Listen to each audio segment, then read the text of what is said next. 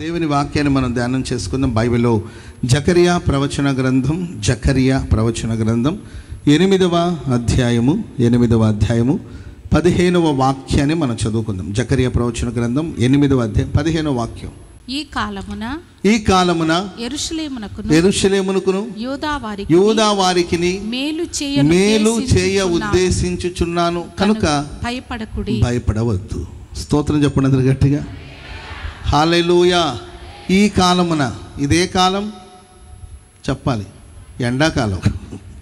ఈ కాలమున, ఇంకోసారి ఉంచండి వాక్యం తీయదు. ఈ కాలమున యెరూషలేమునకును యూదా వారికిని మేలు చేయను ఉద్దేశించుచున్నాను గనుక భయపడకుడి. చప్పట్లు కూడా దేవునికి స్తోత్రం చెప్పండి అందరు గట్టి గట్టి గట్టి గట్టి గట్టిగా, ఒక బిగ్గరగా గట్టి చప్పట్లు. Praise the Lord. హల్లెలూయా. ఈ కాలమున, అది ఏ కాలమైనా, ఈ కాలమున యూదావారు కానీ ఇశ్రాయేలు వారు కానీ వారికి మేలు చేయ ఉద్దేశించి ఉన్నాను కనుక మీరు భయపడవద్దు. యూదావారైనా ఇశ్రాయేలు వారైనా దేవుని పిల్లలకి దేవుని బిడ్డలకి మేలు చేయ ఉద్దేశించుచున్నాను కనుక మీరు భయపడవద్దు. ప్రేమైన వారలారా, మనం ఆరాధించే దేవునికి ఒక ఉద్దేశం ఉంది. ఏంటి ఆ ఉద్దేశం అంటే మనకు మేలు చేయాలని. హల్లెలూయా. పక్కన వాళ్ళని చూసి చెప్పండి, మంచి జరగబోతుంది, భయపడొద్దు.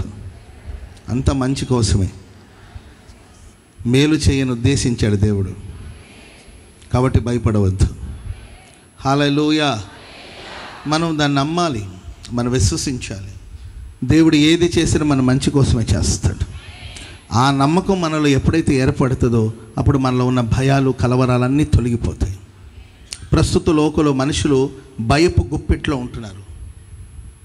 ఒంట్లో బలం ఉంది, సంపద ఉంది, సమృద్ధి ఉంది, కానీ గుండెలో భయం వెంటాడుతూ ఉంది. ఒక పనిని ప్రారంభించినప్పుడే కొందరికి భయం. అది ఏ పనైనా, ఓ ఇల్లు కట్టాలనుకుంటారా, ప్రారంభించినప్పుడే భయం. ఈ కట్టి పూర్తి చేస్తానా లేదా అని అది ఆరంభించినప్పుడే భయం. ఒక ల్యాండ్ కొనబోయే ముందు కూడా ఒక భయం. ఎలా వస్తుందో తెలీదు, ఏ ప్రభుత్వం వస్తుందో తెలీదు. నేను రీసెంట్గా మన గుడాల పండుగ స్థలం దగ్గరికి వెళ్తే అప్పుడు వాళ్ళు అన్నారు, పలానా ప్రభుత్వం వచ్చింది అనుకోండి, ₹1,00,00,000 4 ఎకరాలు కొనవచ్చు. పలానా ప్రభుత్వం వస్తే ఏంటండి, ₹1,00,00,000 4 ఎకరాలు కొనవచ్చు. పలానా ప్రభుత్వం వస్తే ఏంటండి, ఆయన చెప్తున్నాడు, ₹1,00,00,000 4 ఎకరాలు కొనవచ్చు పలానా ప్రభుత్వం వస్తే. పలానా ప్రభుత్వం వస్తే 4 కోట్లు పెట్టిన ఒక ఎకరా కొనలేము. కాబట్టి 4వ తారీఖు దాకా వెయిట్ చేయండి బాబు. Praise the lord. వాళ్ళు అంటున్నారు, అంటే పబ్లిక్ టాక్ అనమాట ఇది. పలానా ప్రభుత్వం, అదే ప్రభుత్వం నేను చెప్పను, పలానా ప్రభుత్వం వచ్చింది అనుకోండి, ఒక ఎకరానికి ₹1,00,00,000 పెట్టారనుకోండి, 4 ఎకరాలు కొనొచ్చండి ఇదే స్థలంలో. ఒకవేళ పలానా ప్రభుత్వం వచ్చింది అనుకోండి, 4 కోట్లు పెట్టి 1 ఎకరం కొనాల్సిన పరిస్థితి ఉంటుంది. కాబట్టి 4వ తారీఖు దాకా వెయిట్ చేయండి అన్నారు. సరే వెయిట్ చేద్దాం. Praise the lord.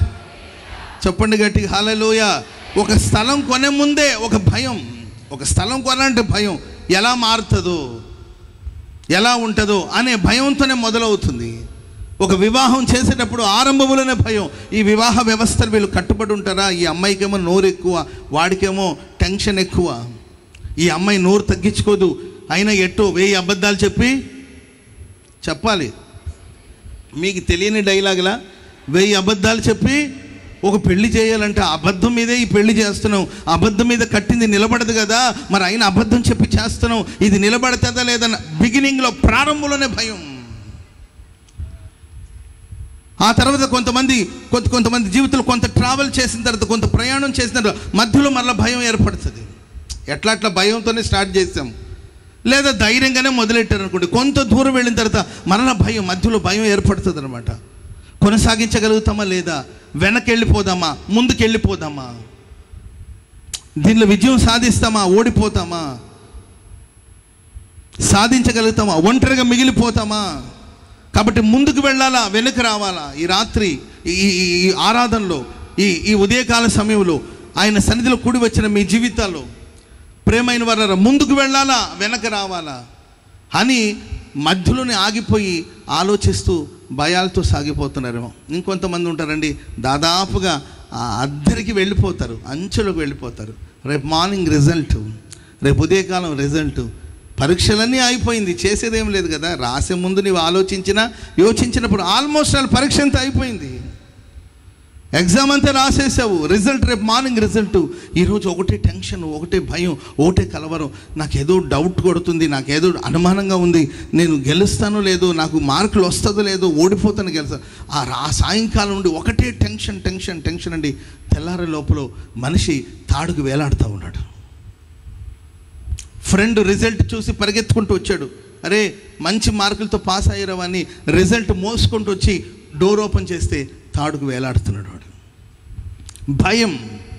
అందుకే వాక్యం సెలవిస్తుంది, భయపడవద్దు, మేలు చేయాలని ఉద్దేశించాను, మేలే జరుగుతుంది. చప్పట్లు కొడదాం అందరూ గట్టిగా.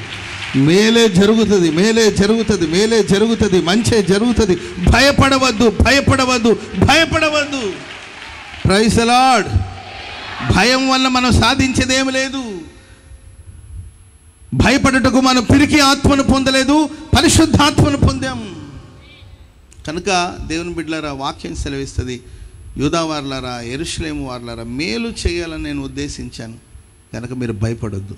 ప్రియులారా, జీవితంలో ఆయా సందర్భాల్లో ఏ కారణాల వల్ల మనం భయపడుతూ ఉంటాం, ఏ పరిస్థితులు మనల్ని భయానికి గురి చేస్తూ ఉంటుంది, మనం ఏ పరిస్థితులు భయపడకుండా ఉండాలి అని ఒక 2-3 మాటలు చెప్తాను. ఆ తర్వాత మనం భయపడకుండా ఉన్నప్పుడు ప్రభు మనకు చేసే మేలేంటో కూడా చెప్పి నేను వర్తమానాన్ని ముగిస్తాను.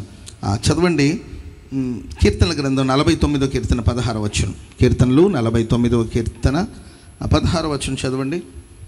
ఒకడు ధన సంపన్నుడైనప్పుడు వాని ఇంటి ఘనత విస్తరించునప్పుడు భయపడకుము. ఒకడు ధన సంపన్నుడైనప్పుడు వాని ఇంట ఘనత విస్తరించినప్పుడు భయపడవద్దు. వాడు చనిపోవునప్పుడు చనిపోయేటప్పుడు ఏమీ తీసుకొని పోడు. వాని ఘనత వాని వెంట దిగదు. ఒకడు ధన సంపన్నుడై వాడి ఇంట ఘనత విస్తరించినప్పుడు నీవు భయపడవద్దు. స్తోత్రం చెప్పండి గట్టిగా. మనం భయపడేది ఏంటంటే ఆపోజిట్ వ్యక్తి, ఎదుటి వ్యక్తి, మన ఎదురుగా ఉన్న మనిషి. తలల పైకెత్తి వినండి శ్రద్ధగా. ఆమేన్, ఆమేన్. ఎదుటి మనిషి మనకు విరోధి, మనకు వ్యతిరేకమైన వ్యక్తి ఒకటి ధన సంపన్నుడైనప్పుడు, రెండవదిగా అతని ఇంట ఘనత విస్తరించినప్పుడు మనం భయపడతాం. మన శత్రు, మన ప్రతివాది, మన విరోధి వాడు ధనవంతుడైనప్పుడు డబ్బుతో ఏదైనా కొంటాడేమో అనే భయం ఏర్పడుతుంది. రెండవదిగా ఘనత లేకపోతే అధికారం అతని ఇంట విస్తరిస్తున్నప్పుడు మనం భయపడుతూ ఉంటాం. బైబిల్ సెలవిస్తుంది, నీ శత్రు ధనవంతుడైనా, అడు ఘనత పొందినవాడైనా, అతని ఇంట ఘనత విస్తరిస్తున్నా ఏమీ భయపడవద్దు. ఎందుకంటే అతను ఒకరోజు మరణిస్తాడు, అతని ధనము అతని వెంటపోదు, అతని ఘనత అతని వెంటపోదు. దావీదు లేసన్ గారు ఒకరోజు ఓ చోట ఒక ప్రార్థన మందిరం నిర్మించి ఆ ప్రారంభోత్సవానికి వెళుతున్నప్పుడు ఆ ఊరిలో ధనవంతుడు ప్లస్ ఘనత విస్తరించినవాడు, డబ్బున్నవాడు, ఘనత విస్తరించినవాడు ఇలా సవాలు విసిరాడంట. ఎట్లా వస్తాడో చూస్తాను ఆయన, ఏంటి మా ఊర్లో చర్చి ఏదో కట్టారంట, వచ్చి ప్రారంభోత్సవం ఏం చేస్తారంట, ఆ యేసన్నాని ఆయన ఎలా వస్తాడో చూస్తానని సవాలు విసిరారంట. మనది ఆ ఊర్లో చిన్న ప్రార్థన మందిరం, అక్కడ మనకు ధనము లేదు, ఘనత విస్తరించిన అనుభవం కూడా లేదండి. చాలా చిన్న గుంపు, చాలా చిన్న సమూహం. అక్కడ ఒక కొద్దిపాటి ప్రజలు పోగయి ఆరాధన చేసుకుంటే అక్కడ ఒక మందిరం నిర్మించబడింది. ఆ ఊరికి మేబీ ఆయన పెద్ద అనుకుంటాను, అతనికి ధనం విస్తరించింది, ఘనత విస్తరించింది, పేరు ప్రఖ్యాతులు ఉన్నాయండి. రాజకీయ నాయకులతో కూర్చొని ఏంటండి సరదాగా కాలక్షేపం చేసే ఒక పరిస్థితి అతనికి ఉండొచ్చు. ఇంకా చెప్పాలంటే రాజకీయ నాయకులు ఆయన ఇంటికి తరచూ వచ్చి వెళుతూ ఉండొచ్చు. పెద్దవాళ్ళు, గొప్పవాళ్ళు అనుకునే వాళ్ళందరూ వచ్చి ఆయన ఇంట భోంచేసి వెళుతున్నట్ట. పేరు మోసినవాడు, ఘనత పొందినవాడు. ఆయన విస్తారమైన డబ్బుతో ఏమైనా చేయొచ్చు, డబ్బుతో ఏదైనా సాధించవచ్చు, డబ్బుంటే కొండ మీద ఉన్న కోతినైనా కిందకి దించుతాను అనే ఆలోచనతో ఉన్న వ్యక్తి ఆయన గారు. ఎలా వస్తాడో చూస్తాడంటే ఆ ఊర్లో ఉన్న ప్రజలు కూడా అనగారండి, మనమేమో చర్చి కట్టాం, వాళ్ళేమో గొడవ చేస్తున్నారు, ఆయన పేరు మోసినవాడు, ఏం చేయాలో మాకు అర్థం కావట్లేదు అంటే ఏసరిగారంటే ధనం విస్తరించిన, ధనం సంపన్నుడైనను ఒకవేళ ఘనత అతని ఇంట విస్తరించిన మనం భయపడకూడదని వాక్యంలో ఉంది. మనం దేవుని పని చేస్తున్నాం, భయపడాల్సిన అవసరం ఏముంది? Praise the lord. అని కార్యక్రమాలన్నీ ప్రారంభిస్తుంటే సరే చేయండి, ఆయన ఎట్టొస్తారో చూస్తాం. ఆయన ఎట్టి ఊర్లో అడుగు పెడతాడో చూస్తామని ఎదురు చూస్తూ ఉన్నాడండి. ప్రియమైన వాళ్ళారా, ఆ రోజు రానే వచ్చింది. దైవజనులు యేసన్న గారు ఆ ఊరికి వెళ్ళారు, ఆ రిబ్బన్ కట్ చేశారు, ఆ చర్చ్ ఓపెన్ చేశారు, వాక్యం చెప్పారు, ప్రార్థన చేశారు. ప్రార్థన చేసిన తర్వాత ఎవరు వచ్చి యేసన్న గారి చెవిలో ఏదో చెప్పారు. యేసన్న గారు తిన్నగా అతని ఇంటికి వెళ్ళాడు. ఇంటికి వెళ్తే ఏంటంటే ఆయన కాళ్ళు చేతులు వంకర తిరిగిపోయి మంచం మీద పడుకుని ఉన్నాడంట. అప్పుడు దైవజనులు వెళ్ళి ఆయనకి ప్రార్థన చేశారు. స్తోత్రం చెప్పండి అందరు గట్టిగా. ఏం జరుగుంటుందో మీరే ఆలోచించండి. ఏం జరిగి ఉంటుందో ఆలోచించాలి. నోరు వంకరకు పోయి చేతులు వంకరకు పోయి మంచాన పడి ఉన్నాడండి. దైవజనులు యేసన్న గారికి ఎవరో వచ్చి చెవిలో చెప్పారు. సరే మనం వెళ్ళి ఆయన కోసం ప్రార్థన చేద్దామని యేసన్న గారు వెళ్ళి అతని కోసం ప్రార్థన చేసి వచ్చారు. ప్రియమైన వారరా, శత్రువుకి, మనల్ని బాధించే వారికి, మనల్ని ధనం విస్తరించవచ్చు, ఘనత విస్తరించవచ్చు, ఆయన నీవు భయపడవద్దు. శత్రులందరి మీద దేవుడు మనకు అఖండ విజయాన్ని దయచేస్తాడు. మేలు చేయని ఉద్దేశించున్నాడు గనక భయపడవద్దు. ఆమేన్. 91 కీర్తన 6వ వచనం. 91 కీర్తన 6వ వచనం త్వరగా. చీకటిలో సంచరించు తెగులునకైనను, చీకటిలో సంచరించే తెగుళ్ళకైనను, మధ్యాహ్నమందు పాడు చేయు రోగమునకైనను నీవు భయపడకుండా ఉంటావు. మధ్యాహ్నమందు పాడు చేయు రోగమునకు, మధ్యాహ్న కాలంలో ఉన్న విపరీతమైన వేడి, విపరీతమైన టెంపరేచర్, మధ్యాహ్న కాలంలో ఎండలో ఉన్న పలు విధమైన అనారోగ్యం, ఎండలో తిరిగితే పలు విధమైన అనారోగ్యాలు రావచ్చు. బైబిల్ సెలవిస్తుంది, మధ్యాహ్నమందు చీకట్లో సంచరించే ఏ తెగుళ్ళైనా, మధ్యాహ్నమందు పాడు చేసే ఏ రోగమునకైనాను నువ్వు భయపడుకుని ఉంటావు. స్తోత్రం చెప్పండి అందరు గట్టిగా. ఎందుకు తెలుసండి? ఎండలో మన ప్రక్కన నీడగా ప్రభు ఉన్నాడు. చప్పట్లు కొడదాం అందరు గట్టిగా, గట్టి గట్టి గట్టి గట్టిగా. హల్లెలూయా, హల్లెలూయా. పగలు ఎండ దెబ్బైనను నీకు తగలదు, రాత్రి వెన్నెల దెబ్బైనను తగలదు. మహా ఎండకు కాలిన అరణ్యములో నీతో స్నేహించువాడను నేనే. అది మహా ఎండ కావచ్చు, అది కాలిపోయిన అరణ్యం కావచ్చు, మధ్యాహ్నమందు పాడు చేసే పలు విధమైన రోగాలు ఈ ప్రకృతిలో, ఈ సృష్టిలో సంచరించవచ్చు. ఆయన భయపడవద్దు. ఎండకు ప్రభు మన ప్రక్కన నీడలాగా నిలిచి ఉంటాడు. స్తోత్రం చెప్పండి అందరూ గట్టిగా గట్టిగా. హల్లెలూయా, హల్లెలూయా, హల్లెలూయా. యెషయా గ్రంథం 10వ అధ్యాయం 24వ వచనం కూడా చదవండి. యెషయా ప్రవచన గ్రంథం 10వ అధ్యాయం 24వ వచనం. ప్రభువును సైన్యములకు అధిపతియు నగు యెహోవా ఇలాగు దేవుడు సెలవిచ్చిన మాట ఏమనగా, సియోనులో నివసించుచున్న నా జనులారా, ఐగుప్తులు చేసినట్లు అష్షూరు కర్రతో నిన్ను కొట్టి నీ మీద తన దండమును ఎత్తినను వానికి నీవు భయపడవద్దు. ఇక కొంచెకాలమే. స్తోత్రం చెప్పండి అందరు గట్టిగా, చెప్పండి గట్టిగా. హల్లెలూయా. ఐగుప్తులో జరిగినట్లుగానే అష్షూరు రాజు కూడా నిన్ను కొట్టి, నిన్ను కొట్టడానికి, నిన్ను బాధించడానికి నీపై కర్ర ఎత్తినను, దండం ఎత్తినను భయపడవద్దు. ఒకప్పుడు ఆ ప్రాబ్లం కూడా, ఆ సమస్యలు కూడా మనం ప్రయాణం చేసే మరలా అదే సమస్య రిపీట్ అవుతుందా? ఒకప్పుడు ఆ పెయిన్ అనుభవించాము, మరలా అదే సమస్య ఎదురవుతుందా? భయపడవద్దు. ఓ తల్లి ఉందండి, ఆమె ఎప్పుడు నాకు నిప్పు కావాలి, నాకు అగ్గిపెట్టు కావాలి, నేను కాల్చుకోవాలని ఎప్పుడు మాట్లాడుతూ ఉంటుంది. నాకు అగ్గిపెట్టు కావాలి, ఇవ్వండి అగ్గిపెట్టు కావాలి. ఆమెకు అందుబాటులో అగ్గిపెట్టు ఎక్కడ ఉంచరు అనమాట. అగ్గిపెట్టు కావాలి, ఇవ్వండి అగ్గిపెట్టు కావాలి అని అంటూ ఉంటుంది. ఎందుకంటే అంత క్రితం ఆమెకి, అంతకు పూర్వం ఆమె ఒక అగ్ని ప్రమాదంలో చిక్కుకొని దేహం చాలా వరకు కాలిపోయింది. ఆ భయంలో ఉండిపోయింది. మరలా అలాగే జరుగుతుందేమో అని చెప్పి, నాకు అగ్గిపెట్టి కావాలి, నేను కాల్చుకొని చనిపోతాను, నేను బ్రతకలేను, నేను చనిపోతానని అదే మాట ఎప్పుడు మాట్లాడుతూ ఉండేది. మాట్లాడి చివరికి ఒకరోజు అలాగనే 2 పర్యాయాలు, ఒకసారి అనుకోకుండా ప్రమాదం జరిగింది, రెండోసారి తనను తానే తగలబెట్టేసుకునేది. ఒకప్పుడు అనుకోకుండా జరిగింది ఆ ప్రమాదం మనసులో ఉండిపోయింది. ఎప్పుడు చూసినా, నిప్పును చూసినా భయపడి చివరికి ఆమె తన ప్రాణాన్ని కోల్పోయింది. ఎప్పుడో జరుగుంటుంది ఒక నష్టం, ఎప్పుడో జరుగుంటుంది, ఏదో ఒక ప్రమాదం జరుగుంటుంది. ఆ స్థలానికి వచ్చినప్పుడు, లేకపోతే ఆ పరిస్థితులకు వచ్చినప్పుడు భయంతో ఊగిపోతుంటాం.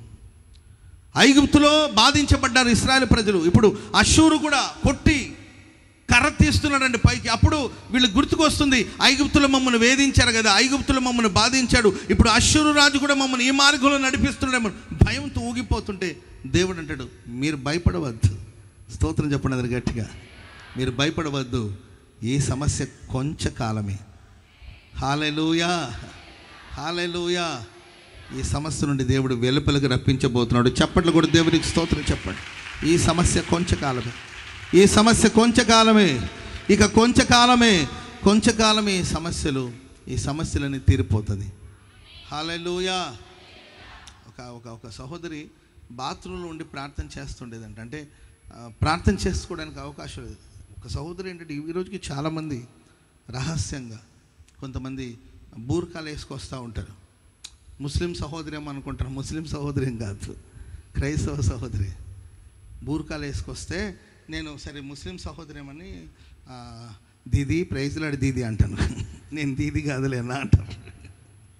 ప్రైజ్లాడు బూర్కాలు వేసుకో చెప్పు బేటీ అంటే నేను బేటీని కాదన్నా, కోటి వాళ్ళు కుమార్తెనే.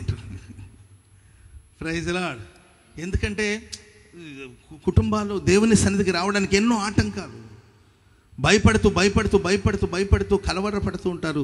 భర్త టార్చర్ భరించలేక పాప బాత్రూంలో కూర్చొని ఆమె ప్రార్థన చేసేదంట. కొడతాడు, హింసిస్తాడు, బాధిస్తాడు.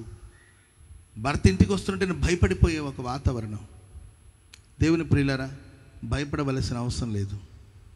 ఇవన్నీ కొద్ది కాలమే, ఈ శ్రమలు కొంచెంకాలమే, 10 రోజులు మాత్రమే శ్రమలు. ఆ మీదట దేవుడు మహిమతో వచ్చి నేను కలుసుకోబోతున్నాడు. భయపడవద్దు. మేలు చేయను ఉద్దేశించున్నాడు. హల్లెలూయా. చెప్పండి గట్టిగా, హల్లెలూయా. ఒకడికి ధన సంపన్నుడైనప్పుడు, అతని ఇంట ఘనత విస్తరించినప్పుడు నువ్వు భయపడకూడదు. పగటి వేళ మధ్యాహ్నం మందు పాడు చేసే రోగములు ఒకవేళ దేశమంతా తెగుళ్ళు సంచరిస్తున్నా నువ్వు భయపడవలసిన అవసరం లేదు. అష్షూరు నీ మీద దండమెత్తి, రకరకాలమైన పరిస్థితిని మనం చూస్తున్నాం. శత్రువులు రకరకాలుగా నీ మీద దండమెత్తి నిన్ను భయపెట్టాలని కోరుతున్నా నువ్వు భయపడవలసిన అవసరం లేదు. ఈ సమస్యలన్నీ ఒకరోజు తీరిపోతుంది. మేలు చేయను ఉద్దేశించున్నాడు. హల్లెలూయా. ఇంకొక మాట కూడా, ఇర్మియా గ్రంథం 51వ అధ్యాయము 46వ వచనం చదువుదామా. ఇర్మియా గ్రంథం 51వ అధ్యాయం 46వ వచనం. ఏటేటా వదంతి పుట్టుచూ వచ్చును, వదంతులు పుట్టుచూ వచ్చును. దేశములో బలాత్కారాలు జరుగుచూ ఉన్నాయి. ఏలికల మీద ఏలికలు లేచుచున్నారు. దేశములో వినబడు వదంతికి భయపడవద్దు. మీ హృదయమందు మీరు దిగులు పుట్టనీయకుడి. ఓకే. రాబోవు దినములలో బబులోను యొక్క చెక్కిన విగ్రహములను శిక్షిస్తాను, వాని దేశమంతా అవమానము నొందును. స్తోత్రం చెప్పండి అందరూ గట్టిగా. వదంతులు పుడుతూ ఉంటాయి. తలలు పైకెత్తి వినండి. రేపు 4వ తారీఖు గురించి ఎన్ని వదంతులు. Praise the lord. 4వ తారీఖు బయటికి రావాలో లోపల ఉండాలో అర్థమైందండి.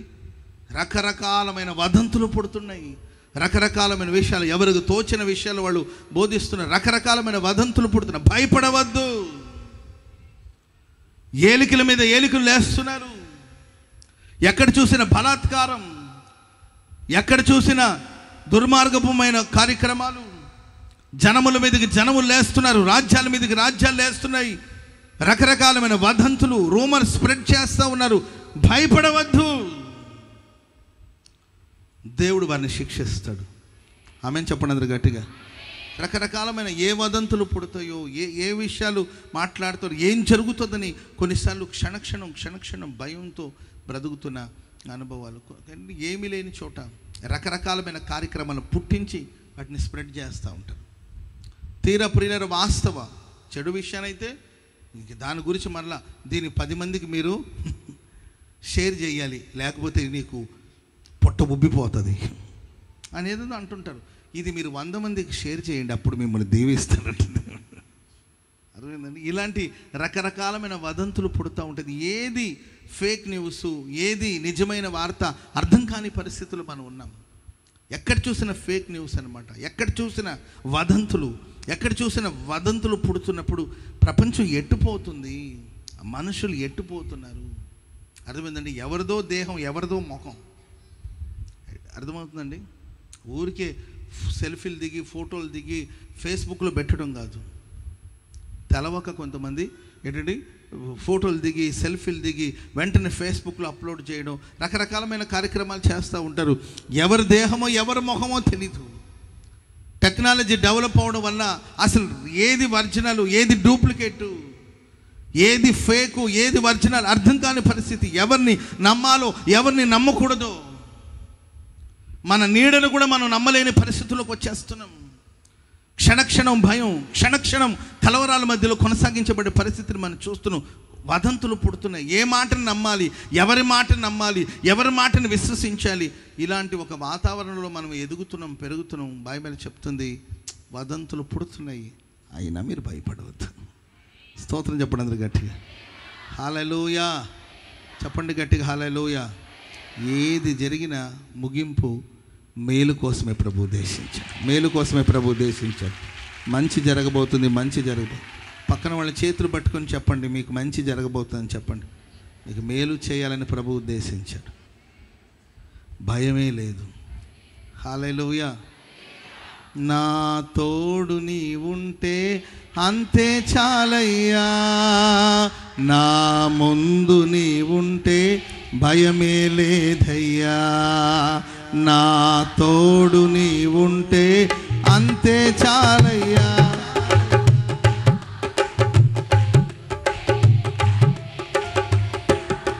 ప్రేమ పూర్ణుడా,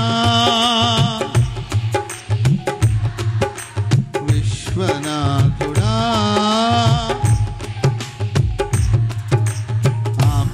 ఆపత్కాలమందునా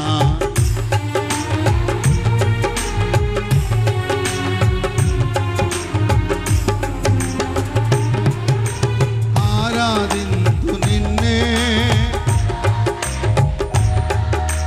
ఆనందింతు నీలో, నీ కృప ఎంత ఉన్నతమో, నీ కృప యందు తుది వరకు నడిపించు యేసయ్యా.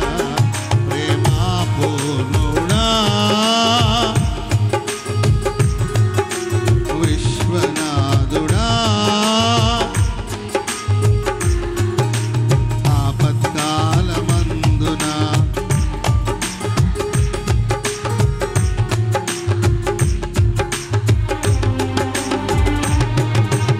ఆరాధింతు నిన్నే, ఓ ఆనందింతు నీలో, నీ కృప ఎంత ఉన్నతమో వర్ణించలేను స్వామి, నీ కృప యందు తుది వరకు నడిపించు యేసయ్యా. నా తోడు అంతే చాలయ్యా, భయమే లేదయ్యా. Glory!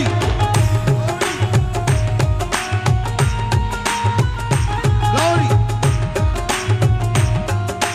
భయమే లేదయ్యా, భయమే లేదయ్యా, భయమే లేదయ్యా, భయమే లేదయ్యా, భయమే లేదయ్యా, భయమే లేదయ్యా, భయమే లేదయ్యా, భయమే లేదయ్యా. హల్లెలూయా, హల్లెలూయా, హల్లెలూయా, హల్లెలూయా. శత్రుడు బలవంతుడైన నీవు భయపడవద్దు, శత్రువు నీ మీద దండమెత్తిన నీవు భయపడవద్దు. లోకంలో రకరకాలమైన రోగాలు, కరోనా వస్తుందని రకరకాలమైన ఏమి భయం లేదు. ఆమెను చెప్పండి అందరు గట్టిగా. ఓ పెద్ద పెద్ద సమస్యలు చూసాం. స్తోత్రం చెప్పండి అందరు గట్టిగా. భయం లేదు. హల్లెలూయా, హల్లెలూయా. రకరకాలమైన రూమర్ స్ప్రెడ్ చేస్తే భయపడవద్దు. క్రైస్తవ్యానికి వ్యతిరేకమైన రూమర్లు పుట్టిస్తున్నారు, భయపడవద్దు. ఆదివారపు ఆరాధనలని ఆపేస్తారని, ఆదివారం సెలవు ఆపేస్తారని అదొక వదంతి. దాంట్లో ఎంత వాస్తవాలునే తెలియదు. మన క్రైస్తవులందరూ భయపడిపోతున్నారు. అర్థమైందండి? ఆదివారం సెలవులు తీసేస్తారంట, మరి ఇంకొక రోజు ఏదో అది ఎక్కడ పుట్టిందో ఎలా పుట్టిందో ఆ వివరంలోకి వెళ్ళరు. అంతేక అమ్మో ఆదివారం ఇది ఒక వదంతి, అంతేక దాని గురించి మళ్ళీ స్ప్రెడ్ చేయడం. దాంట్లో వాస్తవాలు ఎంత ఉంది, నిజం ఎంత ఉంది, ఎవరు చెప్పారు, ఎక్కడ చెప్పారు, ఏ ఉద్దేశంతో చెప్పారు. ఇలాంటి వదంతులు పుట్టినప్పుడు నువ్వు భయపడవద్దు. Praise the lord. చెప్పండి గట్టిగా హల్లెలూయా. మన ముందు ప్రభు ఉన్నాడు, మేలు చేయను ఉద్దేశిస్తూ ఉన్నాడు. ఇక భయం లేనే లేదు. అలాంటి భయం లేనే లేదు, భయమే లేదు. నేను భయపడను. ఇట్లా అంటే సరిపోలా, గుండెలు దాన్ని విశ్వసించాలి. ఊరికే నేను భయపడ్డాయ్యా అంటుంటారు కొంతమంది. అర్థమైందండి? భయంగానే ఉంటారా, మళ్ళీ నేను భయపడిన అంటుంటారు. నీవు భయపడినా నీ నోటితో చెప్పకపోయినా నీ గుండెలు విశ్వసించు. ఇది ఎక్కడికి వచ్చి నిలబడుతుంది, ఇది ఎక్కడికి వెళ్ళి చేరుతుంది అంటే చేరవలసిన చోటుకి మనం చేరుతాం. ఆమెను చెప్పడం గట్టిగా. దీని అంతం ఏంటో అంటే దానికి ఒక మంచి ముగింపే ఉంది. హల్లెలూయా. యోసేపుకి ఒక మంచి ముగింపే ఉంది, అందుకే ఆయన భయపడలేదు. దానికి ఒక మంచి ముగింపే ఉంది, దానికి ఒక మంచి మనసాక్షి ఉంది. తన దర్శనాల మీద ఆయనకు నమ్మకం ఉంది, ఆయన కన్న కళల మీద ఆయనకు ఒక నమ్మకం ఉంది, తను పిలిచిన దేవుని మీద ఒక నమ్మకం ఉంది. ఇది దేవుడిచ్చిన కళ, ఇది దేవుడిచ్చిన దర్శనం, ఇది దేవుడు నడిపించే మార్గం అనే నమ్మకం ఉంది. కనుక ఆ సుదీర్ఘమైన ప్రయాణంలో ఎక్కడ అధైర్యపడలేదు, ఎక్కడ ఆయన మొహం కలత చెందలేదు, ఎక్కడ మానవ మంత్రపు వాళ్ళ సహాయాన్ని కోరుకోవాలని ఆశించలేదండి. కలవరపడుతున్న వాళ్ళకి ధైర్యంగా నిలబడ్డాడు. అది పోతిఫర్ ఇల్లైనా, అది చెరసాలైనా ఫరక్ పడదు. స్తోత్రం చెప్పడదు గట్టిగా. అది ఏమైనా పర్వాలేదు, ఎందుకంటే పోతిఫర్ ఇంట్లో ఉన్న నా దేవుడు నాకు తోడుగా ఉంటాడు, జైల్లో ఉన్నా నా దేవుడు నాకు తోడుగా ఉంటాడు. నేను ఎక్కడుంటే ఏంటి, నాకేమి ఇబ్బంది లేదు, నా ప్రభు నాతో ఉన్నాడు. గిల్ట్ ఫీలింగ్ లేదనమాట. ఇప్పుడు తప్పు చేసిన వాడికైతే క్షణక్షణం అయ్యో నేను తప్పు చేశాను కదా నా ఫీలింగ్ ఉంటుంది. ఆ గిల్ట్ లేదు ఈయనకి. ఎందుకంటే నేనేం తప్పు చేయలేదు, నా మీద నిందలు వచ్చింది రాని, ఎందుకంటే నా వైపు ఏ తప్పు లేదు, నా వైపున ఏ దోషం లేనప్పుడు నేను ఎందుకు భయపడాలి? ఇది చిన్న సమస్య కాదు, ఓ పెద్ద అవమానం. శిక్ష విధించారు, తీర్పు వచ్చేసింది, తీర్పు ఇచ్చేశారండి. ఆ తీర్పును బట్టి చెరసాల్లో పడేశారు. కోర్టు తీర్పు ఇచ్చేసింది, ఆయనకి తీసుకెళ్ళి జైల్లో పడేశారు. జైల్లో అంటే ఈ రోజులో ఉన్నట్లు వసతులతో కూడిన జైలు కాదు. టైంకి ఫుడ్ పెట్టి, వారంలో ఒకరోజు గుడ్డు పెట్టి, వారానికి ఒకరోజు కోడి కూర పెట్టి, ఓ పెద్ద టీవీ పెట్టి, ప్రతిరోజు సినిమా చూపించి, అలాంటి జైలు కాదు. ఒక గొయ్యి లాంటిది ఉంటుంది, గోతి లాంటి ఉంటుందండి, ఆ గోతిలో పడేస్తారు. ఆ గోతిలో పడి ఉండాల్సిందే, కాళ్ళు చాపుకొని పడుకోవడం లేదు. అలాంటి ఒక దయనీయమైన పరిస్థితులు కూడా యోసేపు భయపడలేదు. గోతిలో ఉన్నానే, గోతిలో పడేశారే, నమ్మించి ద్రోహం చేశారే, నమ్మించి నట్టింట ముంచారే, చేసిన మేలును మర్చిపోయారే, అంగీకరించలేదని, అప్పగించుకోలేదని, ఇంత దుర్మార్గమైన పనులకి పాల్పడతారా అని యోచించలేదు, ఆలోచించలేదు. ఎందుకంటే తన నా ముగింపు ఒక మంచి ముగింపు. స్తోత్రం చెప్పండి గట్టిగా. పూర్తిగా కూరుకుపోయావేమో, ఇప్పటికే పూర్తిగా కూరుకుపోయావేమో, అసలు నిరీక్షణ లేదేమో, నమ్మకమే లేదేమో, ఇక బయటకు వస్తామనే అవకాశమే లేదేమో, అయినా నువ్వు భయపడవద్దు. స్తోత్రం చెప్పండి గట్టిగా. ఏదో ఒక దిక్కుల నుండి నా దేవుడు తన చేతులు నీ కొరకు చాపబోతున్నాడు. నీవున్న జిగటగల దొంగ ఊబిల నుండి దేవుడు లేవనెత్తబోతున్నాడు. ఆ నాశనకరమైన గుంటల నుండి లేవనెత్తబోతున్నాడు. నీ పాదములను బండ మీద దేవుడు స్థిరపరచబోతున్నాడు. నీకు ఒక మంచి ముగింపు ఉంది. Praise the Lord. Hallelujah, hallelujah. మంచిది ప్రియులారా, ఒక 2-3 మాటలు చెప్పి నేను వర్తమానాన్ని ముగిస్తాను. తర్వాత మనం బలార్దన తీసుకుందాం. పరిశుద్ధ గ్రంథంలో మనం భయపడకుండా ధైర్యముగా ఉన్నప్పుడు జరిగే కార్యాలేంటో ఆ జకరియా గ్రంథంలోనే 8వ అధ్యాయం 13వ వచనం చదువుదాం. జకరియా గ్రంథం 8వ అధ్యాయం 13వ వాక్యం. యూదా వారలారా, ఇశ్రాయేలు వారలారా, మీరు అన్ని జనులలో ఎలాగూ శాపాస్పదమై ఉంటిరో, మీరు అన్ని జనుల మధ్యలో శాపాస్పదముగా ఉంటిరో అలాగనే మీరు ఆశీర్వాదాస్పదమగునట్లు నేను మిమ్మల్ని రక్షిస్తాను గనుక మీరు భయపడక ధైర్యం తెచ్చుకోండి. స్తోత్రం చెప్పండి అందరూ గట్టిగా. మీరు శాపగ్రస్తమైన జీవితాన్ని జీవించారేమో, అదే స్థలంలో మిమ్మల్ని ఆశీర్వాదకరంగా నేను చేస్తాను కనుక మీరు భయపడవద్దు. ఆమెను చెప్పండి అందరూ గట్టిగా. మిమ్మల్ని ఎవరెవరైతే శాపముగా చూశారో వాళ్ళ మధ్యలోనే నా దేవుడు నిన్ను ఆశీర్వాదకరంగా మార్చబోతున్నాడు. నువ్వు ధైర్యంగా ఉండు. నువ్వు ధైర్యముగా ఉండగలిగితే, నువ్వు భయపడకుండా బ్రతకగలిగితే, ఎక్కడెక్కడైతే శాపాస్పదముగా నీవు ఉన్నావో అక్కడంతా ఆశీర్వాదకరముగా ప్రభు మార్చునుగాక. ఆశీర్వాదకరంగా ప్రభు మార్చునుగాక. హల్లెలూయా. పరిశుద్ధ గ్రంథంలో ఒక భక్తుడి చరిత్ర మనం చూస్తాం. ప్రియులారా, ఆ భక్తుడు శాపం కాకపోయినా అది ఒక రకమైన శాపమే. అది శాపం అని కాకపోయినా ఓ రకమైన శాపగ్రస్తమైన జీవితమే అని చెప్పాలి. ఎందుకంటే ఒకే ఇంట్లో ఉన్నారు. ఇప్పుడు మన ఇంట్లో 2 పిల్లలు ఉన్నారు అనుకోండి, 2-3 పిల్లలు ఉన్నారు. ముగ్గురికి ఆల్మోస్ట్ ఒకే రేట్లో బట్టలు కొనకపోయినా అందరికి 1000 రూపాయలు పెట్టి బట్టలు కొన్నారనుకోండి. సరే, వాళ్ళు నచ్చిన బట్టలు ఒక 500, ఒక 50 రూపాయలు, ఒక 30 రూపాయలు, ఒక 100 రూపాయలు తేడా ఉంటుందేమో, కానీ ఆల్మోస్ట్ ఒకే రేంజ్లో బట్టలు తీసేస్తారు. చెప్పులు తీసేటప్పుడు కూడా ఏంటంటే ఒకే రేంజ్లో ఒక 50 రూపాయలు, ఒక 20 రూపాయలు, 30 రూపాయలు తేడా ఉంటుంది కానండి, ఆల్మోస్ట్ ఒకే రేంజ్లో కొనిస్తారు. ఫుడ్ పెట్టేటప్పుడు కూడా ఆల్మోస్ట్ ఒకరికేమో బిర్యానీ ఏంటండి, ఇంకొకరికేమో సాంబార్ అన్నం పోయిరు కదండి. ఆల్మోస్ట్ సరే, ఈమె చికెన్ బిర్యానీ తిందనుకోండి, ఈమె చికెన్ కర్రీ అనేది తింటుంది.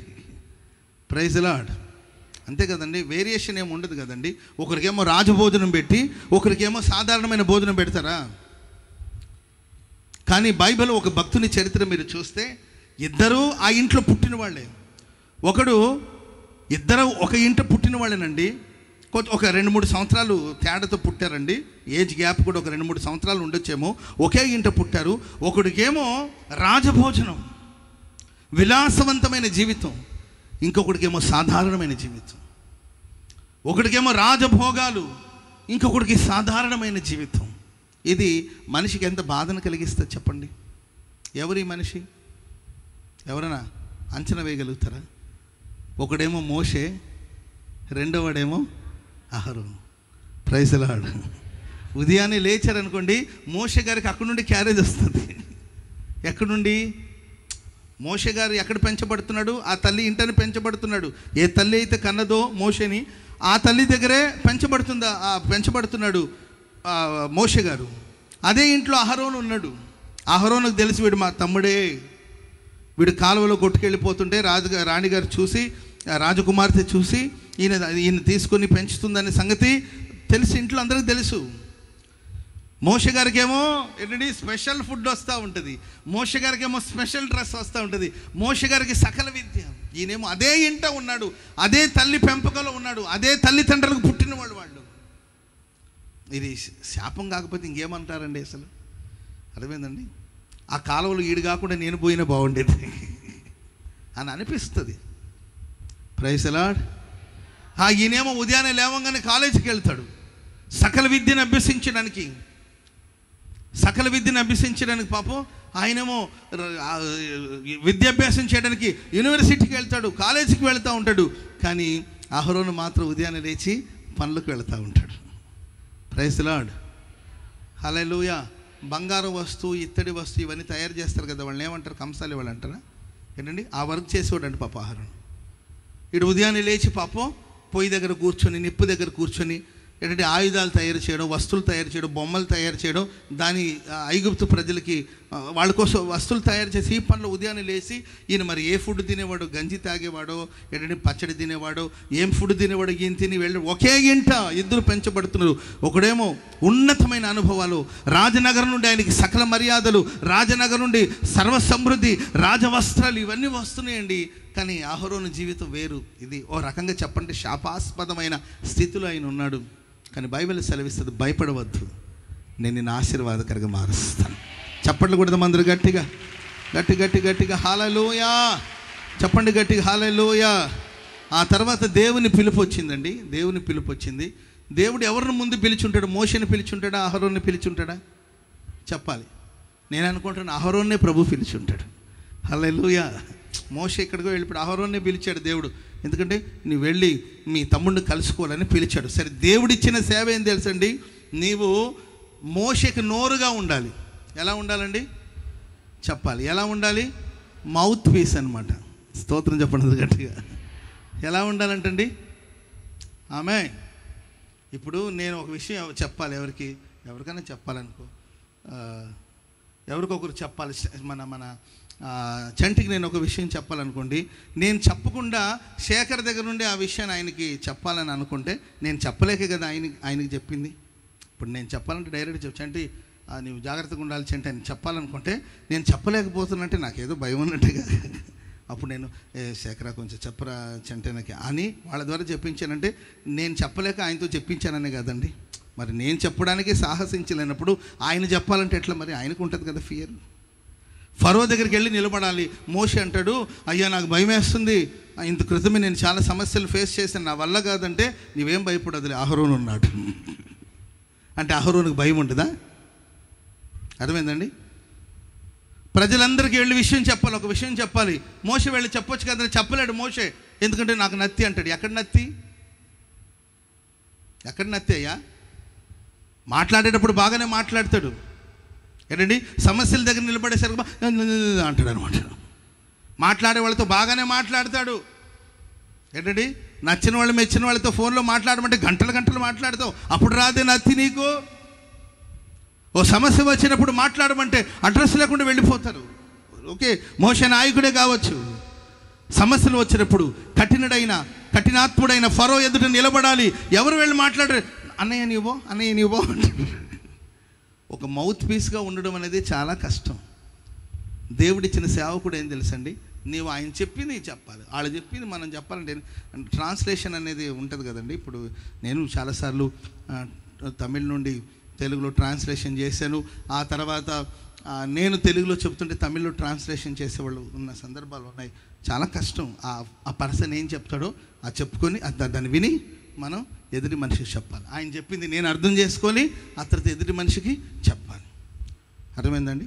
ప్రతిదీ ఇక్కడ గమనించాలి, అక్కడ డబుల్ వర్క్ అనమాట. దేవుడు అతను ఒక మౌత్ పీస్గా ఏర్పాటు చేసుకున్నాడు. దేవా నీకు న్యాయమేనా? చిన్నప్పటి నుండి చూస్తున్నాను, అసలు వాడుకు నాకేంటి వ్యత్యాసం, అసలు నీవు దేవుడివేనా అనలేదండి ప్రియులారా. దేవుడిని ఎప్పుడు కూడా దేవుడికి ఏ పిటిషన్ పెట్టలా, ఎందుకు ఇలా జరిగింది, నాకెందుకు ఇలా జరుగుతుంది అని అనుకోలేదండి. ఒక మౌత్ పీస్గా ఉన్న అతని దేవుడు ఒక మాస్టర్ పీస్గా మార్చాడు. చెప్పండి కూడా మందరు గట్టిగా హల్లెలూయా. ఎక్కడెక్కడైతే శాపాస్పదముగా ఉన్నారో, ఎక్కడెక్కడైతే అవమానాన్ని అనుభవించాడు, అక్కడంతా దేవుడు ఆశీర్వదిస్తూ వచ్చాడు. అందుకే బైబిల్ సెలవిస్తుంది, అహరోను ఇంటి వారిని ఆయన ఆశీర్వదించాడు. ఎక్కడ ఆ మాట చదవండి, కీర్తన గ్రంథం 115వ కీర్తన 12వ వచనం చదవండి. 115వ కీర్తన 12వ వచనం. యెహోవా మమ్మను మర్చిపోలేదు, దేవుడు మమ్మను మర్చిపోలేదు, ఆయన మమ్మను ఆశీర్వదించును, ఆయన ఇశ్రాయేలీయులను ఆశీర్వదించును. అహరోను వంశస్థులను ఇశ్రాయేలు ఒక వైపున ఉన్నారు, అహరోను మరొక వైపున ఉన్నాడు. ఇశ్రాయేల్ అందరినీ ఆశీర్వదించాడు, అహరోను వంశస్థుని ఆశీర్వదించాడు. ఇశ్రాయేల్ ప్రజలందరూ ఒక ఎత్తు అయితే అహరోను ఒక ఎత్తు. స్తోత్రం చెప్పండి అందరూ గట్టిగా. ఆ గోత్రాలన్నీ ఒక ఎత్తు అయితే అహరోను ఒకవైపు. అహరోను వంశస్థులను దేవుడు ఆశీర్వదించాడు. హల్లెలూయా. బైబిల్ సెలవిస్తుంది, అహరోను జీవితంలో చాలా పోరాటాలు ఉన్నాయి. తన పిల్లలు వేరొక అగ్నిని తీసుకొచ్చారండి దేవుని సన్నిధికి. వాస్తవంగా అగ్ని ఎక్కడి నుండి తీసుకురావాలంటే, సీనాయి పర్వతం అగ్ని చేత మండుతున్నప్పుడు అక్కడ ఆ సీనాయి పర్వతం మీద నుండి అగ్ని తీసుకొచ్చి బలిపీఠం మీద పెట్టారు. వాళ్ళు ఎక్కడికి వెళ్ళినా ఆ బలిపీఠం మీద ఉన్న అగ్నితోనే వాళ్ళు ఎప్పుడు అర్పణలు అర్పించాలన్నా ఆ బలిపీఠం మీద ఉన్న అగ్నిని అలాగే మోస్తూ ఉండేవారు. ఓ రోజు అగ్ని తీసుకురావాల్సిన పరిస్థితి వచ్చినప్పుడు తన పిల్లలు, అహరోను పిల్లలు వేరొక అగ్నిని తీసుకొచ్చారు. వెంటనే దేవుని సన్నిధి నుండి అగ్ని వచ్చి ఆ పిల్లల్ని చంపేసింది. ఎందుకు ప్రభువా ఇలా చేసావని ఆయన అడగలేదండి. తనను ఒక మౌత్ పీస్గా ఉండమని చిన్నప్పటి నుండి ఇప్పుడు సమస్య ఏం తెలుసండి, మనకు లేదని బాధ ఉంటుంది. అర్థమైందండి? మన పళ్ళెంలో ముక్క పడకపోతే మనకి ఏం బాధ లేదు, పక్కన వాళ్ళ పళ్ళెంలో ముక్క పడితేనే బాధగా ఉంటుంది. మీకు అర్థమైందండి? సమస్య మనకి ఏంటంటే, మన పళ్ళెంలో అందరికి సాంబార్ పోసారనుకో ఏం పర్వాలేదు, అందరి సాంబార్లో కూరగాయ లేకపోతే మనకి ఏం బాధ ఉండదు. పక్కన వాళ్ళ సాంబార్లో ఒక మునక్కాయ పడితే అదే మన సమస్య. చిన్నప్పటి నుండి కూడా మరి ఏ మేలు నోచుకోలేదండి. సరే, దేవుని సేవలో కూడా తమ్ముడికి నోరుగా ఉండడం అనేది అంత ఈజీ అయిన పని కాదు. అన్నయ్యకి మనం తమ్ముడుగా నోరుగా ఉండడం పర్వాలేదు, కానీ తమ్ముడు ఏం చెప్తే దాన్ని చెప్పాలి. మరి నా అభిప్రాయంతో పని లేదా? ప్రతిదీ ఆయన చెప్పిందే నేను చెయ్యాలా? మరి నాకు ఇష్టాలు అనేది ఉంటుంది కదా, ఇష్టాలు అనేది ఉంటుంది కదా, నాకు కూడా ఆలోచన ఉంటుంది కదా, నేను కూడా ఏదైనా చెప్పాలని ఉంటుంది కదా. మరి నా ఆలోచనకి అవకాశం లేదా? ఆయన ఏం చెప్తాడో అది నేను చెయ్యాలంతే. దీని కొరకు నేను పిలిచాను. ఏ రోజు బాధపడలేదు. తన కళ్ళ ముందు తన 2 బిడ్డలు తగలబడిపోయారు, మౌనంగా ఉన్నాడు. ఒక్కొక్కసారి ఆ మాటలు చదువుతుంటే గుండె బద్దలైపోతుంది. పిల్లలు చనిపోతే ఎవరో ఈడ్చుకుని బయటికి వెళ్తూ ఉన్నారు కండి. మోషే అంటాడు, అన్నయ్య నువ్వు పోయి ముట్టుకున్నావు, మరి జాగ్రత్త, దేవుని కోపంతో ఇలా జరిగింది కాబట్టి నీవు మౌనంగా ఉండమంటే మౌనంగా ఉన్నాడండి. నువ్వు వెళ్ళి కనీసం పాతి పెట్టడానికి కూడా అవకాశం ఇవ్వలేదు. ఆయన ఏ రోజు కూడా సందేహించలేదు, ఏ రోజు సణుక్కోలేదు, ఏ రోజు సంశయానికి చోటు ఇవ్వలేదండి. అలా తను తగ్గించుకొని దేవుని సన్నిధిలో దేవుడిని ఏ రోజు ప్రశ్నించలేదు. ఎందుకు ఇలా చేస్తామని ఏ రోజు ప్రశ్నించలేదు. దేవునికి పిటిషన్ పెట్టలేదండి. ప్రియులారా, ఆ తర్వాత లేవీల కుటుంబాల్లోనే గొడవలు ఏర్పడింది. ఏంటంటే నీవు పెద్ద ప్రవక్తవా, నీవు పెద్ద యాజకుడువా, నీవే చెయ్యాలా యాజకత్వం అని రెస్పెక్ట్ లేకుండా పోయింది. మనుషులు తనతో ఉన్నవాళ్ళు, తన ఫ్యామిలీ మెంబర్సే తనకు రెస్పెక్ట్ ఇవ్వలేదు, గౌరవం ఇవ్వలేదు. అహరోనికి ఎందుకు తెలుసా? నీ పిల్లలే ఇలా అయిపోయారు, నీ పిల్లలు దేవుని కోపానికి గురి అయ్యి ఇలా అయిపోయారని చెప్పి రెస్పెక్ట్ ఇవ్వలేదండి. అందుకే ఈ సమస్య వచ్చింది. నీవైనా ఏర్పరచబడిన వాళ్ళు, మీరైనా సేవ చేయలేదు, నీ పిల్లల్ని పెంచుకోవడం నీకు చేత కాలేదు, నీవేంటి మాకు చెప్పడం అన్నట్లు వాళ్ళందరూ ఆయన బాధిస్తూ వచ్చారు. ఆయన మౌనంగా సహిస్తూ వచ్చాడండి అహరోను. దేవుడు అంటాడు, నేను ఏర్పరచుకున్నాడు ఎవరో దాన్ని నేను నిరూపిస్తాను. హల్లెలూయా. అన్ని గోత్రాలు చెప్పిన ఒక్కొక్క కర్రను తీసుకొచ్చి నా సన్నిధిలో ఉంచండి. లేవి గోత్రం ఉంది, అహరోన్ అనే పేరు రాసి తీసుకొచ్చి ఒక కర్రని ఉంచమన్నారు. అప్పుడు అలా 12 కర్రలు తీసుకొచ్చి దేవుని సన్నిధిలో ఉంచడం జరిగింది. మరుసటి రోజు మోషే గారు వెళ్ళి ఆ దేవుని సన్నిధిలోనికి వెళ్ళి చూస్తే అహరోను కర్ర చిగురించింది, పుష్పించింది, బాదాము పండ్లగలదిగా మార్చబడింది. చెప్పండి కూడా మందరు గట్టిగా. మౌత్ పీస్గా ఉన్నవాడు ఇప్పుడు మాస్టర్ పీస్గా మారాడు. ఆమెన్ చెప్పండి అందరు గట్టిగా హల్లెలూయా. భయపడవద్దు, నా దేవుడు నిన్ను చిగురింప చేయబోతున్నాడు. భయపడవద్దు, నా దేవుడు నిన్ను పుష్పింప చేయబోతున్నాడు. భయపడవద్దు, నా దేవుడు నిన్ను ఫలభరితముగా ప్రభు మార్చబోతున్నాడు. ఫలభరితముగా మార్చబోతున్నాడు.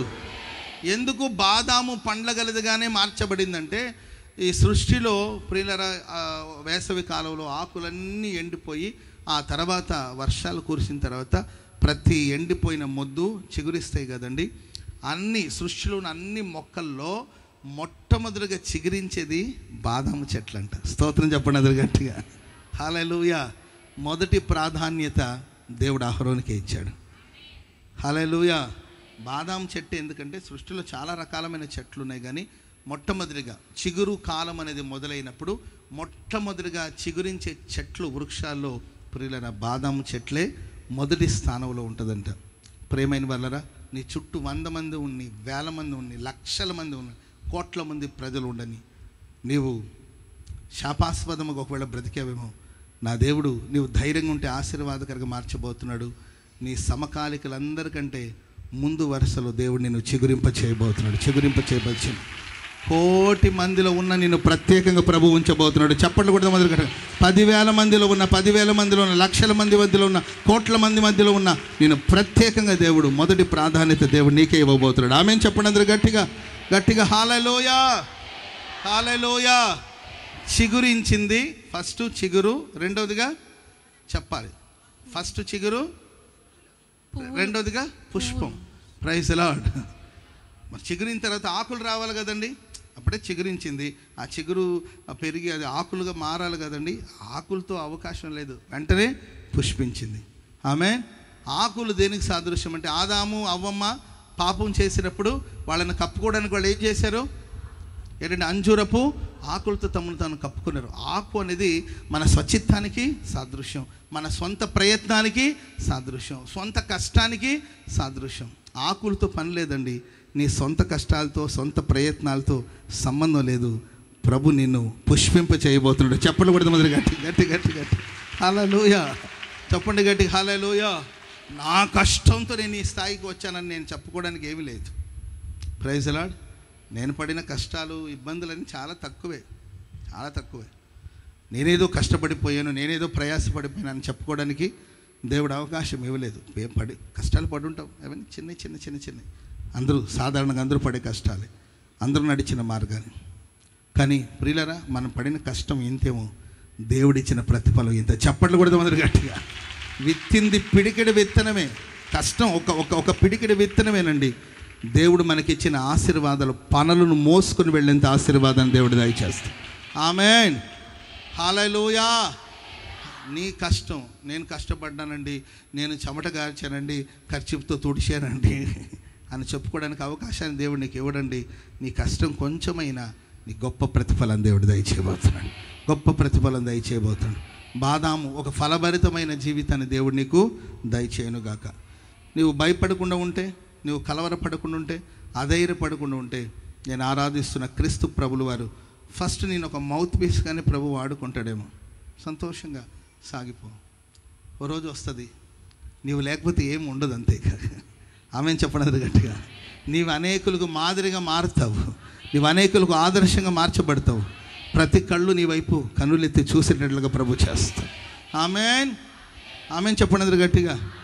మోషే గారు ఏం చేశాడు? ఆ కర్రలన్నిటిని బయటికి తీసుకొచ్చాడు. ఉందమ్మా ఆ మాట చదవండి. 17వ అధ్యాయం, సంఖ్యాకాండం 17వ అధ్యాయము 8వ వచనం చదవండి. మరునాడు మోషే సాక్షపు గుడారంలోనికి వెళ్ళి చూడగా లేవి కుటుంబముదైన అహరోను కర్ర చిగిర్చి ఉండెను. అది చిగిర్చి పువ్వులు పూసి బాదము పండ్లు గలదాయెను. ఓకే, చదవండి 9వ వచనం. మోషే యెహోవా సన్నిధి నుండి ఆ కర్రలన్నిటిని ఇశ్రాయేలీయులందరి ఎదుటకు తేగా వారు వాటిని చూసి ఒక్కొక్కడు ఎవరి కర్రను వారు తీసుకుని. చూడండి, దేవుడు నిన్ను పుష్పింపచేసి పరిమళింపచేసి వెలుపలికి తీసుకొస్తాడు. అందరూ నీ ప్రగతిని చూస్తారు. చప్పట్లు కూడా అందరు గట్టిగా. ప్రతి నోరు మూతబడుతుంది. విమర్శించిన వాళ్ళందరికీ దేవుడు సమాధానం ఇస్తాడు. విమర్శించిన వాళ్ళందరికీ దేవుడు తీర్పుని ఇస్తాడు. నీ అభివృద్ధి, నీ ప్రగతి వాళ్ళకి సమాధానం చెప్తుంది. ఆమెను చెప్పండి అందరు గట్టిగా. పక్కన వాళ్ళని చూసి చెప్పండి, మీ అభివృద్ధి, నీ ప్రగతిని అందరూ చూడబోతున్నారు. చెప్పండి, మీ ఆశీర్వాదాన్ని అందరూ చూడబోతున్నారు. ఎక్కడెక్కడైతే అవమానాలు పడ్డారో అక్కడంతా దేవుడు ఘనపరచబోతున్నారు. మీ ఘనతను ప్రజలు చూడబోతున్నారు. మీ అభివృద్ధిని మీ కుటుంబ సభ్యులు చూడబోతున్నారు. హల్లెలూయా. చెప్పండి గట్టిగా హల్లెలూయా. ప్రియులారా, అందుకే భయపడవద్దు. నేను ఆశీర్వాదాస్పదముగా చేస్తాను. మన ప్రారంభం ఎలా ఉన్నది అనేది కాదు ముఖ్యం, దేవుడు మన ముగింపు ఎలా ముగిస్తున్నాడు అనేది ముఖ్యం. అహరోను నిజమే తన జీవితంలో ఎన్నో పెయిన్, ఎన్నో కష్టాలు, ఎన్నో బాధలు అనుభవిస్తూ వచ్చాడేమో. కానీ ఓ సమయం వచ్చేసరికి దేవుడు అతన్ని చిగురింపచేశాడు, పుష్పింపచేశాడు. బాదాము పండ్లగలదిగా కర్రను మార్చి అందరికి దేవుడు తీర్పునిచ్చాడు. ఆ కర్రలు బయటకు తీసుకొచ్చినప్పుడు కొన్ని ముఖాలు మాడనివ్వండి. నీ ప్రగతిని చూసి కుళ్ళుకొనివ్వండి. కొంతమంది కుళ్ళుకొనివ్వండి, మనకెందుకు. ఈరోజు ఏ స్థితిలో ఉన్నావు? నీ ముందే నీ కుటుంబ సభ్యులందరూ గణపరచబడుతుంది. నీ ముందే అందరూ ఆశీర్వాదకరంగా సాగిపోతుంది. నీ వాళ్ళ మధ్యలో శాపాస్పదముగా ఒకవేళ బ్రతుకుతున్నావేమో. కానీ నా జీవితం ఎందుకు ఇలా అయింది, నాకే ఇలా ఎందుకు సంభవిస్తుంది, నాకే ఎందుకు ఇలా జరుగుతుంది, నీవు కలవరపడొద్దు. మేలు కోసం దేవుడు ఉద్దేశిస్తున్నాడు. మంచి రోజులు త్వరగానే రాబోతున్నాయి. ఆ రోజు దేవుడు నేను ఆశీర్వాదకరంగా మార్చబోతున్నాడు. రెండో మాట ఫాస్ట్గా చదవండి. రూతు గ్రంథం 3వ అధ్యాయం 11వ వచనం. త్వరగా. రూతు గ్రంథం 3వ అధ్యాయం 11వ వచనం. కాబట్టి నా కుమారి భయపడవద్దు, నీవు చెప్పినదంతయు నీకు చేసేది. కుమారి నీవు భయపడవద్దు, నీవు చెప్పినదంతయు నీకు చేస్తాను. కుమారి, ఏ కుమారి అంటే పురుషులు కుమారికేనా, కుమారులకు లేదా అంటారేమో. నువ్వు కుమారికి గాను కుమారుడు కానీ. కుమారి భయపడవద్దు, నీవు చెప్పినదంతయు నీకు చేసేదను. స్తోత్రం చెప్పండి అందరు గట్టిగా. హల్లెలూయా. 9వ వచనం, 9వ వచనం చదవండి. అతడు నీవు ఎవరవని అడగగా ఆమె నేను రూతు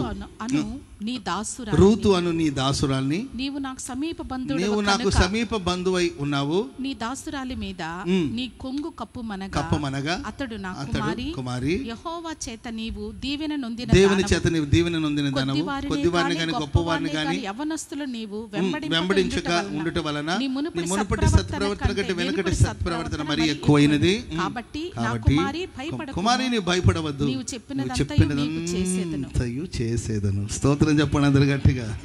మీరు భయపడకుండా ఉంటే మీరు చెప్పిందంతా ప్రభు చేస్తాడు. మీరు చెప్పినవన్నీ ప్రభు చేస్తాడు. మీ ప్రార్థన ప్రభు ఆలకిస్తాడు. ఎప్పుడంటే రూతుని అడుగుతున్నాడు, నీవెవరు?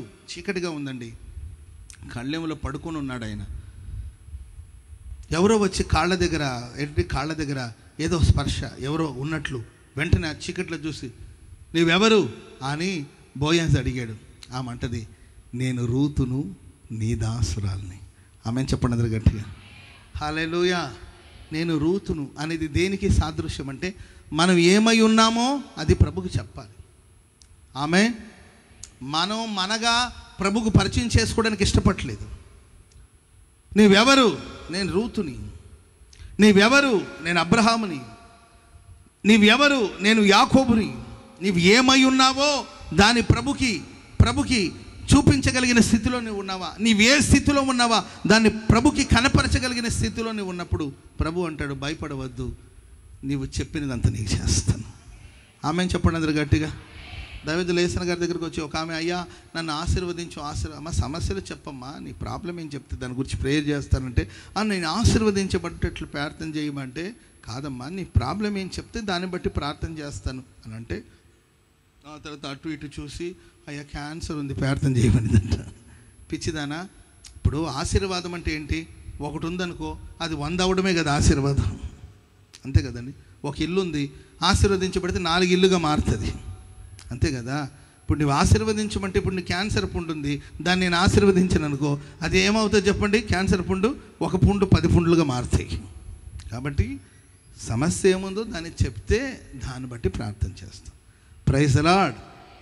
ఆమెను చెప్పండి అందరు గట్టిగా. నీవెవరో నీవు గుర్తించాలి. నీ స్థితి ఏంటో నీవు గుర్తించాలి. నీ బలహీనత ఏంటో గుర్తించాలి. నీ బాధ ఏంటో నీవు గుర్తించాలి. Who are you? ఎవరు నీవు? ఈ టైంలో ఇక్కడ ఏం చేస్తున్నావు? ఎవరు నీవు అంటే, నేను రూతుని, నీ దాసురాన్ని, నీవు నా సమీప బంధువు, నీ కొంగు నా మీద కప్పు. అప్పుడు అంటాడు, కుమారి భయపడవద్దు, నువ్వు చెప్పినదంతా చేస్తాను. ఆమెను చెప్పండి అందరు గట్టిగా. ఆయన సమీప బంధువు. ఈ సృష్టిలో, ఈ ప్రపంచంలో ఎందరో ఉండొచ్చు, అందరికన్నా మనం ఆరాధిస్తున్న దేవుడు మనకు సమీప బంధువు. నీవే నా సమీప బంధువు.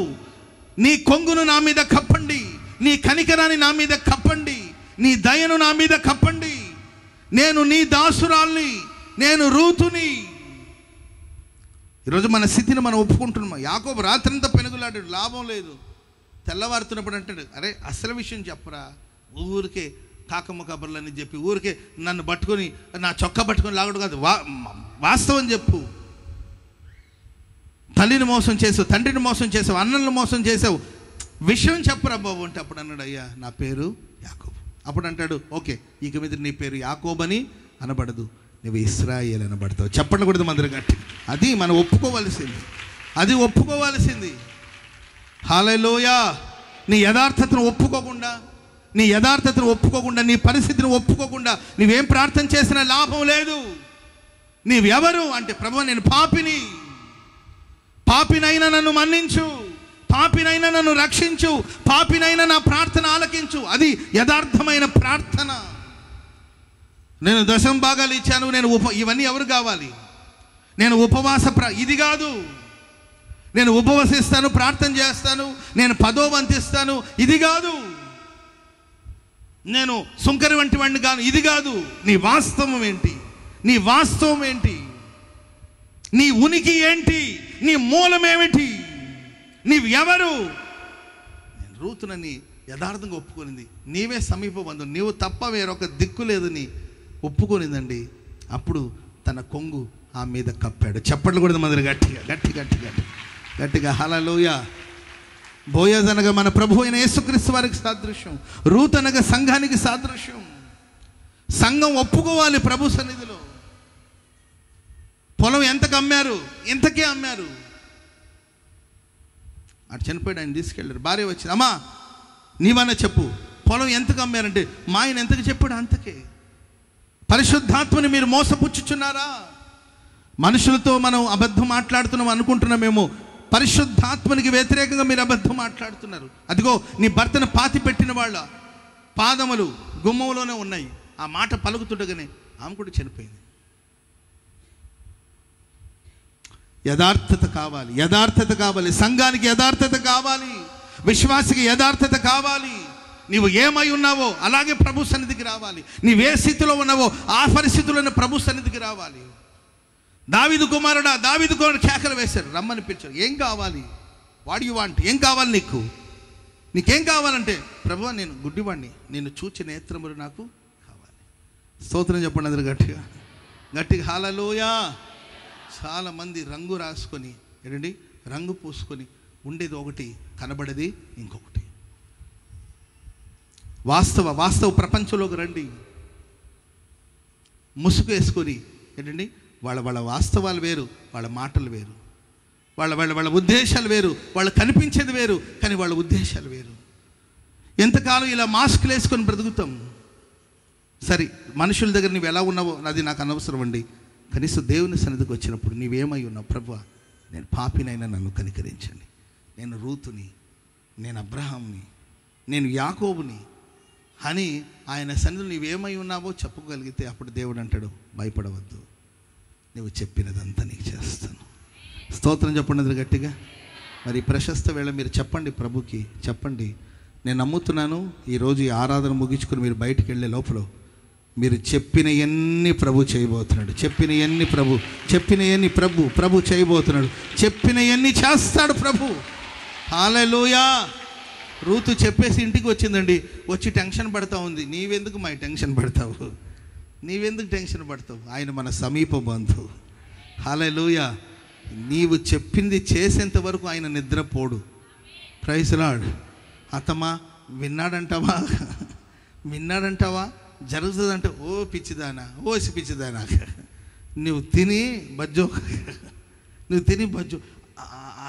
ఏమన్నా అనుకుని ఉంటాడంటే, నువ్వు తిని పడుకోమ్మాయి. నీవు చెప్పిన విషయం నేటి దినమున నెరవేర్చేంత వరకు బోయాజు కంటి మీద కునుకు ఉండదు. కాలు వస్తుందిగా, వెయిట్ చేయి. స్తోత్రం చెప్పడం గట్టిగా. ఇంటర్వ్యూ ఇచ్చేసావు, వచ్చేసి ప్రశాంతంగా తిని బజ్జో, కాల్ లెటర్ వస్తుందిగా. ఆమెను చెప్పండి గట్టిగా. నేను నచ్చుంటానా? పిచ్చిదానా, నువ్వు నచ్చకపోవడం ఏంటి? తిని బజ్జు ప్రశాంతంగా.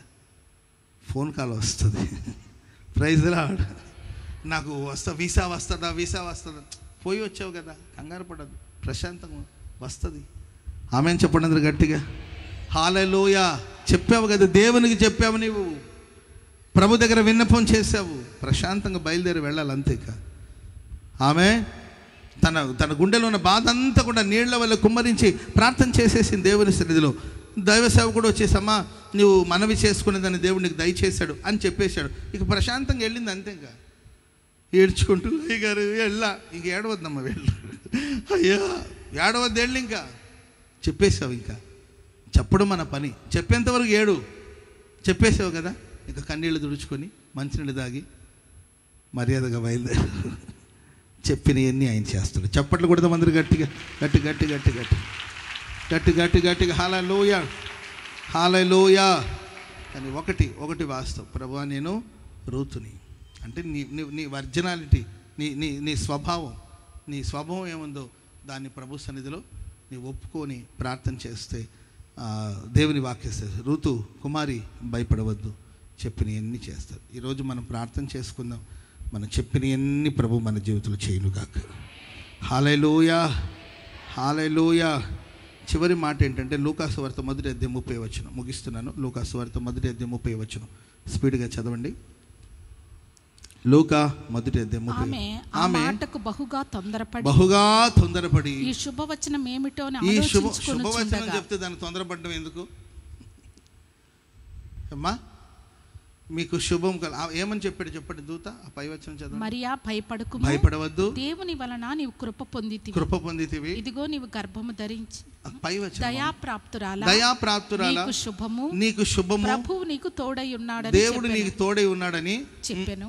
ఆమె ఆ మాటకు బహుగా తొందరపడి ఈ మరియమ్మకి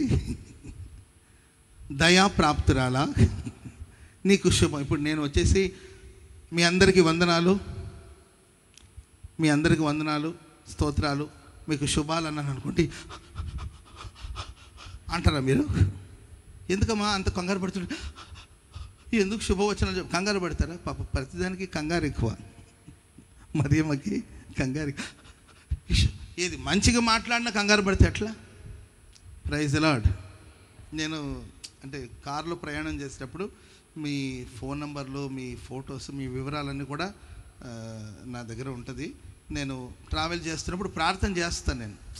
నేను ఆ ఫొటోస్ మీద లేకపోతే మీ ఫోటోల వివరాలన్నీ కూడా నా దగ్గర ఆల్మోస్ట్ అలా ఉన్నాయి. లేకపోయినా ఇవ్వండి. ఉన్న వాటన్నిటికీ నేను కార్లో వెళ్తున్నప్పుడు కొంచెం నాకు టైం ఉంటుంది కాబట్టి ప్రార్థన చేస్తూ ఉంటాను. Praise the lord. ఆయన టీచర్ గారి ఫ్యామిలీకి, ప్రభు టీచర్ గారిని, దాంట్లో వివరాలు కూడా డీటెయిల్గా ఉంటుంది. ఎంతమంది కుమారులు కుమార్తెలు ఎవరేం చేస్తుంటారు ఆ వివరాలన్నీ ఉంటాయి.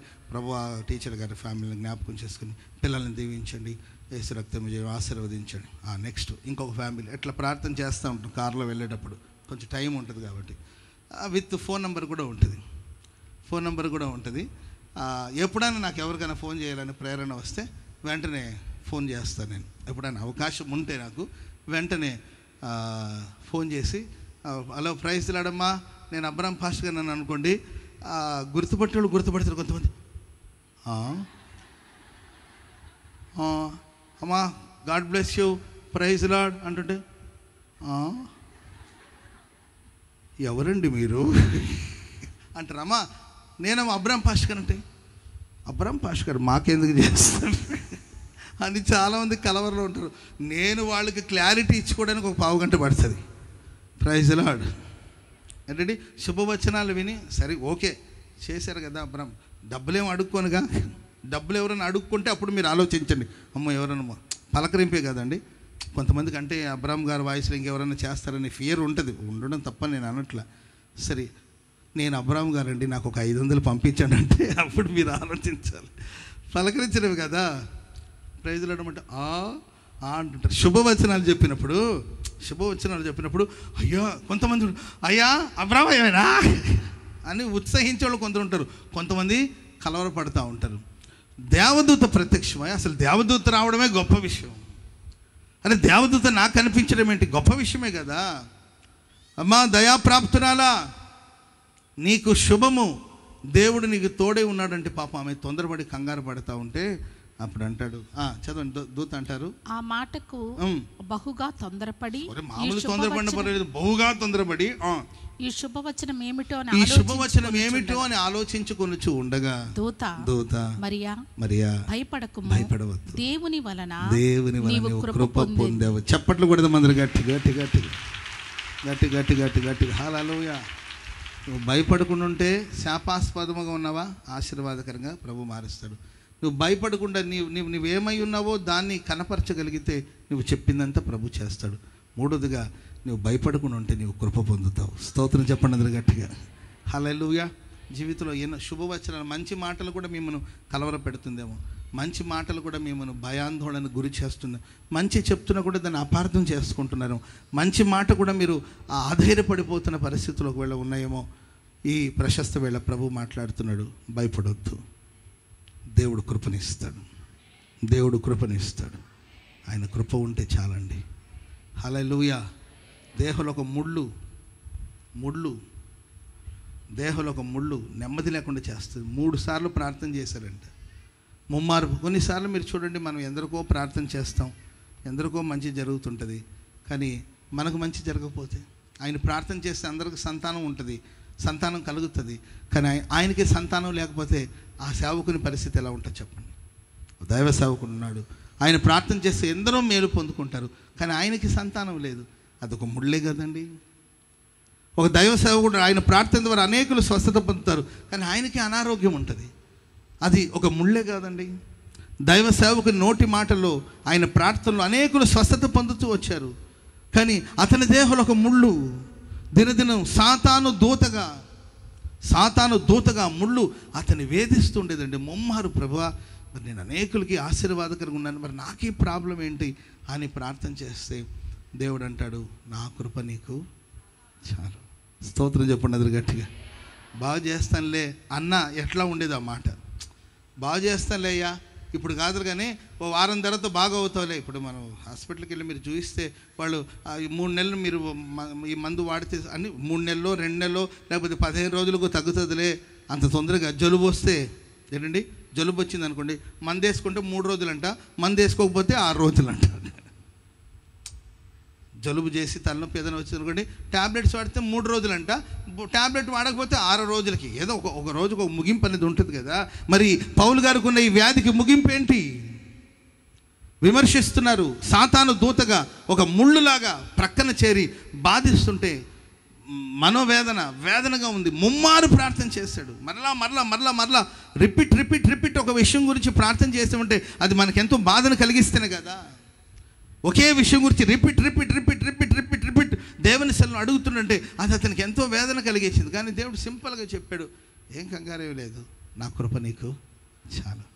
ఆ తర్వాత ఆయన ఆ విషయం గురించి ప్రార్థన చేయలేదండి. ఎందుకంటే కృప ఒక్కసారి మన జీవితంలోకి వస్తే, కృప మన జీవితంలో విస్తరిస్తే, దేవుని కృప మనకు అనుగ్రహించబడితే బలహీనతలో మన బలవంతులుగా మార్చబడతాం. చెప్పకూడదు మొదలు గట్టిగా హల్లెలూయా.